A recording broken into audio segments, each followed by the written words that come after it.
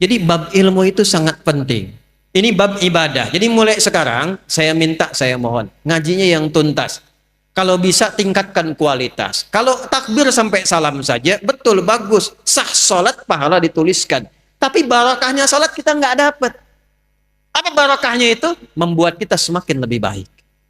Saya ulang, membuat kita semakin lebih baik. Jadi kalau kita cuma takbir begini, Allahu Akbar, tahu ilmunya, bacaannya sampai dengan salam, tapi tidak mengerti apa yang kita bacakan, maka untuk mempraktekkan salam rahmat dan barakah, Assalamualaikum warahmatullahi wabarakatuh, Assalamualaikum warahmatullahi wabarakatuh, nggak dapat kita.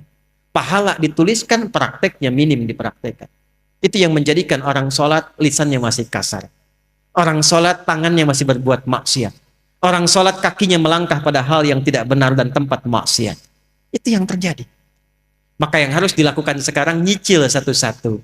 Kalau besok-besok saya sholat, contoh nih, maaf ya, maaf. Angkat tangan begini apa maksudnya? Kenapa mengucapkan Allahu Akbar? Kenal Abu Bakar enggak? Bagus. Abu Bakar itu satu-satunya sahabat Nabi yang kalau takbir, baru takbir itu langsung nangis. Makanya waktu Rasul tunjuk jadi imam, beliau katakan, ya Rasulullah jangan saya. Saya ini orangnya perasa, takutnya malah nggak khusyuk. Makmumnya nanti sulit ikutin saya. Kata Nabi, udah kamu ini banyak protes imam. Kenapa? Karena beliau berusaha memahami bacaan yang dibacakan. Lihat baik-baik. Allahu Akbar. Angkat tangan ke belakang, buang urusan dunia ke belakang. Jangan bawa-bawa dalam sholat. Ini yang menyebabkan seseorang sering tidak khusyuk dalam sholat karena dunia dibawa dalam sholat. Lisannya Allahu Akbar, tapi maaf dalam sholatnya handphone Hu Akbar. Allahu Akbar, tang ting tung ting tang ting tung tang ting tung, batalin sholatnya, angkat, halo, bentar lagi sholat. Jauhkan, buang dunia, pasrahkan. Tapi yang penting apa? Anda, saya, kita berikrar dalam sholat, ya Allah, hanya Engkau yang paling agung, yang aku agungkan. Tapi dalam kehidupan bahkan sebelum sholat, kadang aku merasa agung dibanding yang lain. Sombong dibanding orang lain. Merasa paling berilmu. Merasa paling punya uang. Merasa paling punya kedudukan. Padahal dalam sholat pun bisa Engkau wafatkan saat ini, ya Allah, aku taubat, ya Allah, aku taubat. Makanya setelah takbir langsung dia mengatakan, Allahumma ba'id baini wa baina khatayaya kama ba'adta bainal masyriqi wal. Nah, ya kecil di ujung khataya, ya kecil dia itu ngaku salah. Kalau dalam bahasa kitanya gini, ya Allah, aku ini mengagungkan Engkau, mengatakan Engkau yang paling tinggi, tapi aku ngaku salah, ya Allah, aku banyak salahnya. Aku tinggi pada orang, sombong pada orang, angkuh dengan tetangga, yang merasa hebat dibanding pasangan. Aku taubat, ya Allah. Jauhkan antara aku dan kesalahan yang aku bawa dalam sholat jauh timur dan barat. Aku takut kalau dalam sholat diwafatkan masih membawa kesalahan. Lalu kita pasrah. Wajjahtu wajhiya lilladzi fataras samawati wal hanifan muslima wa ma ana minal inna salati wa nusuki wa mahyaya wa mamati lillahi rabbil. Itu paham nggak tuh saat dibaca? Itu kan bahasa bebasnya begini, ya Allah, kalaupun Engkau wafatkan aku sekarang dalam sholatku ini, aku pasrah, ya Allah, sepanjang Engkau ampuni dosaku, dan aku berjanji kalau selesai sholat masih hidup, aku akan berjanji dia orang yang lebih baik dari sebelum aku sholat. Itu sholat. Terakhir sekarang, sholat selesai, sesama muslim sudah baik, belajar ilmunya. Apakah yang tinggal di Pekanbaru ini orang Islam saja? Ada non-muslimnya tidak? Ada non-muslimnya tidak? Perhatikan tuntunan Nabi. Kalaupun dalam kehidupan kita beribadah, jangan pernah memaksa. La ikraha lakum dinukum, ibadah masing-masing. Tapi ketika diatur hubungan muamalah, interaksi sosial dalam kehidupan, di pekerjaan, bertetangga, berkebun, Anda menemukan di dalamnya bukan hanya orang Islam tapi non-muslim, maka hukumnya berlaku universal bersama-sama. Diatur dari yang paling kecil sampai yang paling besar. Yang paling kecil, Anda tinggal di komplek, ada orang Islam, tetangganya non-muslim, Nabi samakan semua hukumnya. Hukum makanan, hukum senyuman. Senyum kepada yang muslim, senyum pada non-muslim. Anda ketemu tetangga yang muslim senyum, yang non-muslim nggak senyum. Kok nggak senyum, Pak? Maaf ya, ibu kafir sih. Oh, Masya Allah. Itu dicatat oleh malaikat dosa tuh. Senyum Anda pada orang Islam harus sama dengan senyum Anda pada non-Muslim. Jika ke orang Islam senyumnya 100%, pada non-Muslim senyumnya 100%. Izin komandan. Hati-hati nih. Di TNI, di Polri, Jati, di pengadilan, mohon izin, di kantor-kantor, nggak semuanya orang Islam. Mesti adil. Kalau memang yang layak promosi jabatan non-Muslim, promosikan. Kalau yang layak yang Muslim, promosikan.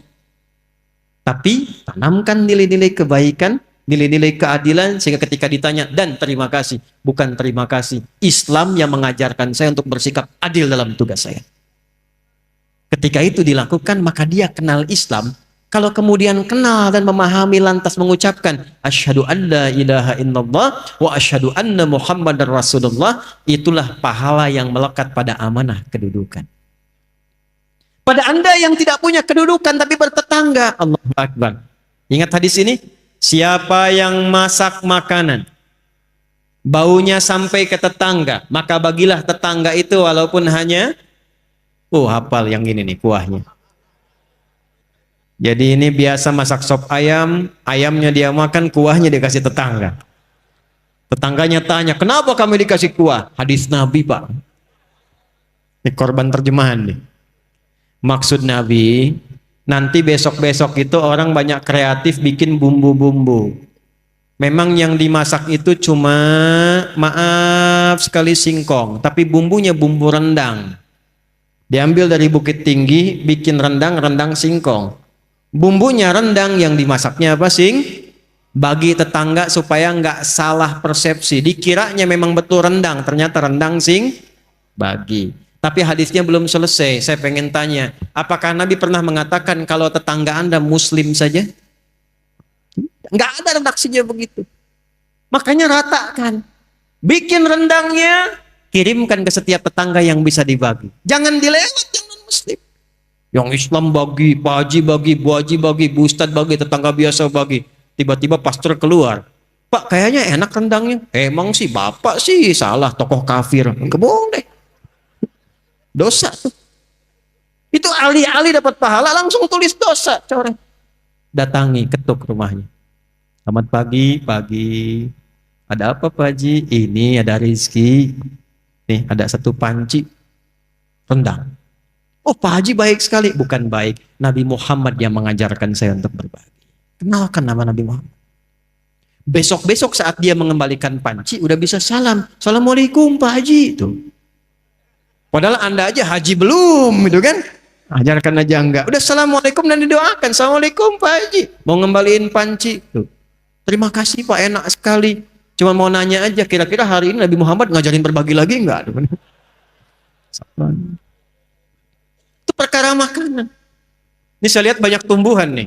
Hati-hati nih. Ada yang rambutan, ada yang durian, yang macam-macam. Cuman di Islam tuh berlaku hukum ini. Jika tanaman Anda merambat ke tetangga, buahnya masuk, maka hakun mushtarak. Buahnya hak bersama dengan tetangga. Jangan tunggu dia minta. Jangan tunggu. Anda punya rambutan, buahnya ke tetangga. Ketuk pintunya, sampaikan. Bu, ya Pak, ada apa? Itu ada buah. Ya, saya tahu pohon rambutan punya Bapak kan. Betul, pohonnya punya saya. Tapi buahnya ke tempat ibu. Jangan tunggu sampai menguning, sampai memerah. Ibu pengen saat hijau pun ambil aja. Nggak usah minta izin sama saya. Aturan dari mana Pak? Nabi Muhammad mengajarkan saya, jangan sampai tetangga menikmati dengan pandangan dan menyapu sampahnya saja, dia mendapatkan bagian yang sama untuk mengambil buahnya. Islam. Di mana ada aturan begitu? Cuman itu aturan buat buah aja. Kadang repotnya dia nggak tahu ketika ayam Anda main ke pekarangan dia tuh.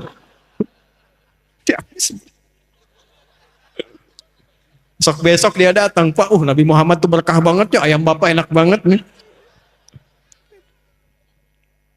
Nah, saya menginginkan suasana begini nih antara umat Islam itu. Jadi kita internal diperbaiki, sama orang-orang sekitaran kemudian berbuat baik, jaga itu sampai wafat. Jaga itu sampai wafat. Karena kita nggak tahu kapan kita pulang. Mungkin pulang malam ini. Kenapa pada diam ini? Kan udah gelap banget tuh. Ya, senang tidak kalau pulang? Yakin? Senang tidak? Dibilang senang takut malam ini gitu ya. Dibilang tidak ya pulang. Maaf ya, ini hukum psikologi nih. Di mana-mana semua orang pulang itu senang. Nih saya tanya nih, kalau habis Lebaran, mau Idul Fitri, mau pulang kampung, senang tidak? Senang kan? Besok Lebaran kita mau pulang, saking senangnya kita cari bekal kan? Yang paling hebat tuh begini, dan cuma ada di Indonesia nih. Saya udah cek negara-negara lain nggak ada tuh. Ya, kita punya asosiasi 20 negara, jalan-jalan nggak ada yang kayak Indonesia. Disiapin jauh-jauh hari, tiket-tiket kereta habis, bis-bis makin naik dibeli juga. Yang paling hebat, ada orang yang menyiapkan bekal, pulangnya pakai motor bebek, bekalnya singa. Tahu nggak? Motor bebek tapi bekalnya singa, dus tambah. Begitu lewat dus pelepah pisang, tambah lagi satu lagi. Kumpulkan banyak. Kenapa? Ketika saya tanya, karena Ustadz saya senang mau pulang. Dan saking senangnya dia tuliskan di belakang pakai kardus, dia tulis dekat knalpotnya itu, sayang aku pulang. Lalu dia telepon ke kampungnya, aku pulang hari ini. Yang di kampung, Allahu Akbar, cek rumah karena ada yang mau pulang. Disediakan makanan, yang nggak ada diada-adakan. Yang paling klasik, maaf, yang luarnya itu kaleng biskuit, isinya rengginang. Saya nggak sebut nama karena endorse. Kaleng biskuit isinya rengginang. Tasik banyak ya Bu ya. Paling banyak. Kenapa? Karena senang ada yang pulang. Jadi setiap pulang itu biasanya senang. Kalau siap bekalnya. Itu poinnya. Saya tanya waktu satu kali, kenapa Anda nggak pulang mudik? Gak ada bekal Ustaz.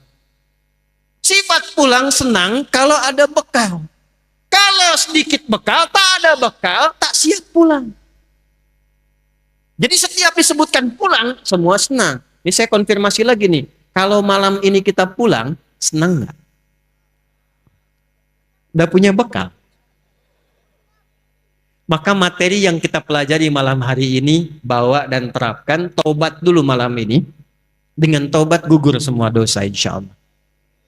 Kecuali utang ya, awas tuh. Utang tetap bayar tuh. Tobat, utang tidak lunas dengan tobat. Ya, yang buruknya hilang, yang utangnya lunasi. Begitu selesai kemudian kosong, pulang dari sini, jalan itu udah bawa pahala. Ada orang pernah bunuh 99 sampai 100 orang. Dia mau tobat. Begitu mau tobat, datang kepada seorang kiai. Kata kiai itu, kalau yang kayak kamu ini saya nggak bisa bimbing. Tapi saya referensikan pada kawan saya yang di sana. Ini sikap bijak. Nggak ada ustadz menguasai segalanya. Kalau bukan pakar di bidangnya, arahkan dan sarankan pada ustadz lain yang menguasai bidangnya. Maka dia jalan ke tempat kiai itu, di tengah-tengah, ternyata ajalnya tiba, meninggal. Di tengah-tengah. Apa yang terjadi? Ini saking viralnya sampai di era Nabi Muhammad turun ayat An-Nisa, surah keempat ayat 100. وَمَنْ يُهَاجِرْ فِي سَبِيلِ اللَّهِ يَجِدْ فِي الْأَرْضِ مُرَاغَمًا كَثِيرًا وَسَعًا وَمَنْ يَخْرُجْ مِنْ بَيْتِهِ مُهَاجِرًا إِلَى اللَّهِ وَرَسُولِهِ ثُمَّ يُدْرِكْهُ الْمَوْتِ فَقَدْ وَقَعَ أَجْرُهُ عَلَى اللَّهِ. Siapa yang bertekad merubah dirinya lebih baik, kalau dia masih ada ajal hidupnya, maka oleh Allah akan dilimpahkan ketenangan. Jadi kalau mau berubah jadi baik, bukan dunia dulu yang dikasih, bukan materi, bukan pangkat dulu, diberikan ketenangan di hatinya oleh Allah supaya menerima kebaikan. Setelah itu baru dilimpahkan, kedudukan tambahkan, harta tambahkan, ilmu tambahkan. Tapi kalau dia ingin berubah tiba-tiba wafat di pertengahan, maka jalan kakinya itu menggugurkan dosa-dosanya. Tobatnya diterima, tapak kakinya dihitung sebagai amalan baru.